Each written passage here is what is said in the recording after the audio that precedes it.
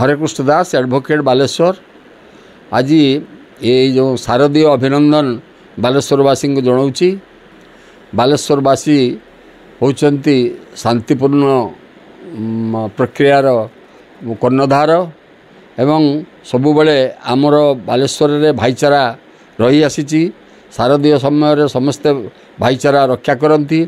एथर मध्य सबु वर्गर लोकों को मु अनुरोध करुच्ची, जाति धर्म वर्ण वर्ग निर्विशेष रे समस्ते भाईचारा रक्षा करंतु एवं माँकर ये जो शारदीय पर्व आसी से समस्ते माने सहयोग करंतु एवं शारदीय उत्सव को उपभोग करंतु एवं आशा करी एथिरे समस्ते सबु वर्गर लोक समस्त को सहयोग करेंगे एवं किभली भाव में बालेश्वर शारदीय पर्व महा आनंद उल्लास पालित हो प्रति दृष्टि देवे।